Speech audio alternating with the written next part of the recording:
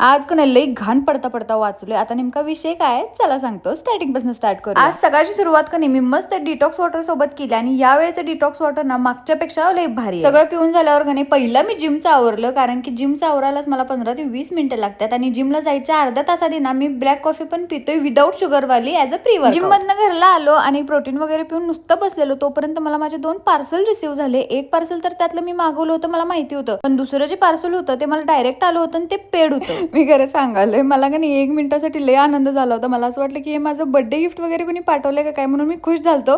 पण नंतर असं कळलं की हे पार्सल माझ्याकडे चुकून आले आणि माझं पार्सल दुसऱ्याकडे चालायचं. त्याच्यानंतर का नाही जेवण वगैरे सगळं करून घेतलं होतं आणि 5 वाजत आले होते म्हणून एक मस्त स्ट्रॉंग ब्लॅक कॉफी घेतली विदाऊट शुगर. खूप दिवसांपासून का नाही ही एक वेब सिरीज मी बघायला लागलोय, त्याचं पण आता मला संपवायचं होतं पार्ट, म्हणून हे पण बघून 5:30 वाजता का नाही माझी सरांसोबत मीटिंग होती. आता का नाही मला जरा डाएट अजून जास्त स्ट्रिक्ट करायचं आहे, कारण की मला माझं बेली फॅट लवकर रिड्यूस करायचं आहे. सो त्याचंच आम्ही डिस्कशन करत होतो आणि डिस्कशन झाल्यानंतर म्हटलं चला आज का नाही गाडी चालवायला घेऊ. ही गाडी घेऊन का नाही मला लय महिने झाल्यात, पण चालवायला मी काय अजूनपर्यंत परफेक्ट शिकलो नाही, म्हणून म्हटलं चला आता चालू तरी करूया. आणि आजच गेलो आणि पडता पडता वाचलो. खरं सांगवलं मला ह्याचा ना गिअरचा लई प्रॉब्लेम आहे, लय कन्फ्युजिंग आहे. आणि त्यात ती गाडी एवढी जड आहे की नाही मला उचलता उचलत. मी पहिल्यांदा जेव्हा सायकल शिकालतो का नाही ती सायकल एवढी जास्त हलकी होती, तरी पण ती सायकल मी अंगावर घेऊन पडलेलो. म्हटल्यावर गाडीच्या विषयात तुम्ही विचारच करू शकताय की मी काय करू शकतो. गाडी चालवायला येते हो मला, फक्त माझ्यात ना कॉन्फिडन्स नाही आहे.